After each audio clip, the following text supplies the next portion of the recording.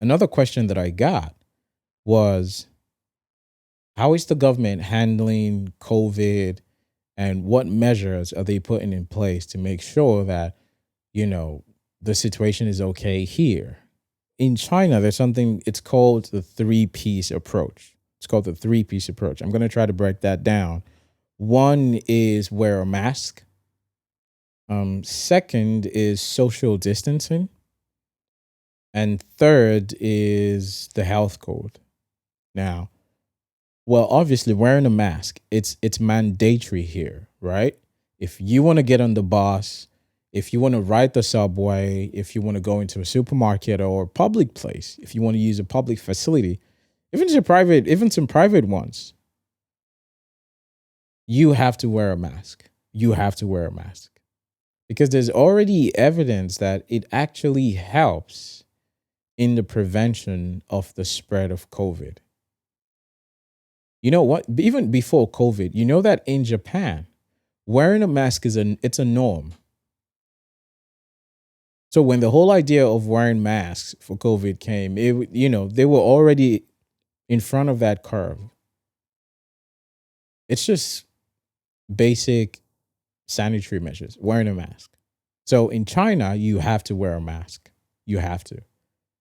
You have to. As soon as you get to the subway entrance, you know, they check your code to make sure that your code is green. I'll talk about the code shortly, but they check the code. And then before you go past, if you're not wearing a mask, the guards will tell you right there, oh, please kindly put on your mask before you proceed, you know? So wearing the mask. The second is social distancing. I think that at this point, I don't think that a lot of people social distance as much as when COVID first started. I think social distancing now, it's been relaxed. It's been relaxed. Occasionally, uh, you would find people, s- staying apart or things like that. But in most cases, I think people have started going back to their regular lives, and this is precedent on the fact that we've gone through strict lockdown measures in the past, right? Wearing a mask was like super mandatory. Like you couldn't go outside without a mask, you know? So we've paid the price to be able to do that now, where we can go out and you can play basketball, you can play football, you can go to the shop, you can yeah, go to a mall and everything. I'm actually planning on going to watch a movie in a few days. The Godzilla versus King Kong. No spoilers, don't give me spoilers. But yeah, we've paid the price for that. And lastly is the health code. Now, there's someone asked me when I put that answer out on Twitter. He said, "Oh, what exactly is that?" So think of it as everyone has a phone number. Everyone has a phone number. Your phone number is registered to a network. Now, the network, obviously, telecommunication services, uses the GPS on your phone. So at the point in time, it's able to, transcode your data and then know where you've been and things like that. It uses your location data. Now, the way the health code works is whatever place that you are in, by default, it should be green if you're okay. If there's been no case of COVID infection, you're green.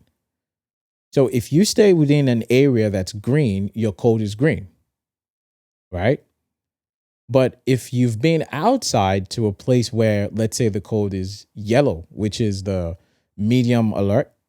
So there are three colors. There's green, which shows that it's a you or you're okay, and you've only been to a low/zero risk area. So there's really not zero. There's no zero classification as far as I know. So we have low risk areas, medium risk areas, and high risk areas. So low risk areas, you're green. The medium risk areas, you're yellow, and the high risk areas, obviously, it's red. If you've been to a place that's been yellow in the space of 14 days, right? Your code changes from green to yellow. And under the code, you have the section where it actually states where that place you've been to, right? States that. It's the code, the health code and temperature checks. They check your temperatures. That's actually the third one. It's the health code and the temperature checks. So as soon as you scan the code, it shows where you've been. Now, if you've been to any of these areas, your code changes according to that place that you've been to, according to the color code of that area. So those are the three ways that the government has been able to manage, and a lot of things, that are sidebars, but on the grand scale of things, those three ways, that's how China has dealt with COVID. And that's how we've been able to get to a point where people can go out and do whatever they want to do.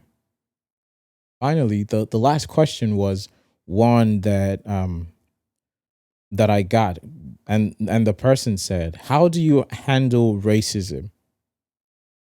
So this question is this question is it's an interesting one because this is a problem in China. It's an ongoing problem, and people, a whole more institutions are trying to shed more light on this and actively do things about it. But I'll tell you one thing. In my way, the first thing is that I always remind myself that I'm in control of how I feel. And I'm not going to give that power to someone else. I'm not going to let someone get me all riled up and, to a point where I feel very negative. Now, this is not to say that I'm undermining the problem or racism is just something that you can deal with by, by reassuring yourself. No, like I said before, it is a real problem in China. But in my context, understanding the metrics and the scale of how these things are, what can I do in that situation? What is the most practical line of approach to dealing with this thing? And that's it. It's just, I remind myself that, look, I don't know what you've been through. I don't know what this other person has been through that they're acting so nasty and terrible. But I am in charge of how I feel. I'm not going to give you that power. I'm not going to give you that satisfaction. People who thrive on things like this, they expect a certain behavior from you. They expect you to act in a certain way. They want a certain response from you. But if you don't give them what they want, it takes away the power that they think they have. And it's just like, okay, I have a background in emotional intelligence. So my view on social interactions might differ from some people. Not everyone is going to be able to handle social interactions the way that I do.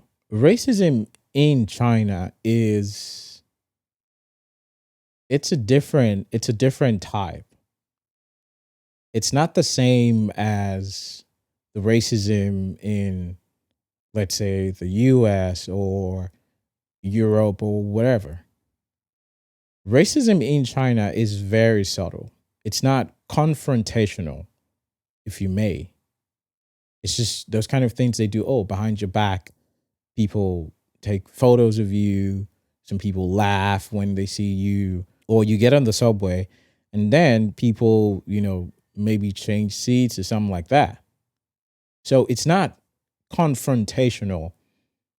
It's more of from a distance, which is why I'm able to cope with the way I do, because it's not, there's no physical harm at the time, it doesn't undermine the emotional trauma and stress and everything accompanied with that. But no one is coming to me and trying to mug me because I'm black or because I'm African, you know? So it's a different one from what you would see in other societies. It's subtle, it's indirect. I don't know if indirect is the right word. I don't know. I don't know. Because they do it to your face. You can see it. And I think that sometimes it's even worse if you can speak the language. If you can speak Chinese, it's worse because you can hear everything they're saying, you know? But at the same time, no one's going to come to you and, spit in your face or whatever. No one is going to do that. And that's why I say that it thrives off of how you feel. The racism in China thrives off of how you feel. Now, some people will argue and say that, oh, they don't know that they're being racist. And it's just sometimes it's just being inquisitive. Oh my God, they've never seen a foreigner before. And now they're surprised. They're trying to, just see. And okay. Okay. You've never seen a foreigner before. That's cool, but it doesn't make it okay. It doesn't make it okay. But to sort of wrap it all up, it's a question of what's the difference between racism in China 5 years ago? Let's not even go too far, but 5 years ago and now. Is there a difference? Does it look like things are going to change anytime soon? I'd say yes, a very strong yes. You know, a lot of institutions now, like I said before, are starting to work on educating more people. I remember when I first came to China, there was not a lot of content that showed black people or that showed African people, that showed other countries, other cultures. But now you have so much content on WeChat. We have something now called WeChat channels. There's so much content, so much African content. You know, it's not going to be an instant change. I'm not going to, no, that's not going to happen. But we start by learning, right? Unlearn the things that you've learned before by relearning new things. Once they start to see that, oh, there's more of black culture out there. There's another culture outside of China that represents this people. This is what they stand for. This is what they do. It sort of impacts how they relate with you because now it's not from a position of, oh my God, look at this person. He's so different. No, they've already seen that, you know? So I think that times are starting to change in terms of racism and social interactions between Chinese people and foreigners. And I think that it's going to get better. I think it's going to get better. You know, I think it's going to get better. I think that there's a lot of work going on to change the society, relative to where it was at 5, 10 years ago, right? It's better now. It's better now. It's better now. From the majority of questions that I got, those were mainly, the three standout questions that, I thought, okay, let's really have a conversation about this. Because it felt like the vibe that I was getting, shout out to Mr. Hines, he would say that it was a vibe ting. But, it felt like the vibe that I was getting from these questions they were very much on the defensive. It felt like they were trying to make up their mind already. Like when someone already thinks something of someone, but you're still asking the question just so you can confirm your perceptions about this person. So those questions were sort of in that regard, like, oh, well, I already feel this way about China, but yeah, how do you, the this, the that? And I mean, I would say that a lot of what's known in the West about China, especially for the past 2 years, the last American administration, it's not been good. It hasn't been good. I cannot speak to the extent of the bias, but one thing that I know is that there's a competition going on, right? There's a competition going on. So I think that in relation to China, um, it's best to sort of just really take time to understand the differences between what the actual situation is and what's been told. You know, I think at the end of the day, you still have to make up your minds on what you think about a certain nation or how it does its thing or whatever. But the truth is the truth, right? And when you listen to what a lot of people say about China in the West, um, and then you have a conversation with another person, let's say a foreigner or let's say other people who are in China, there's a very big contrast in terms of how the stories um, come out. There's a difference. At the end of the day, right? Still want to make up your mind, but I really hope that these conversations have been helpful in whatever way, right? Whether it's justifying what you already believe or whether it's opening your mind to a whole new perspective. What I am most particular about is that the world should be a better place. We all are humans. We all are. Think of it as if an alien ship lands on Earth today, right? And they want to interact with us. I don't think they would interact on the basis of race or the color of your skin. We're all humans. We're human. That's I mean, oh, this human, that's human. You know? And another interesting thing is as a filmmaker, as a filmmaker, when we work in post production, there's something called a vector scope. A vector scope is used to measure um, the number of colors in a scene, and there's something called a skin tone line. Now, the vector scope is designed as a mathematical function to be able to calculate colors and to represent them accurately. There's something called a skin tone line. Now, irrespective of your race or your ethnicity, everyone belongs on the skin tone line. Everyone, which is an interesting fit. So it means that AI robots just look at human beings and they see the same thing. Yeah, maybe different saturations, different, but we're the same color. Honestly, we are. Because your skin is on that skin tone line. So the most important thing is to remember that at the end of the day, we all are humans. And if we do not protect our humanity, if we don't, we will pay a price that is far greater than what we can possibly think of. Being human is all we have, and we have to protect that. We have to. So I want you to, go out and be nice to someone. Just be nice. Smile, wear a happy face. Just do something good for someone today.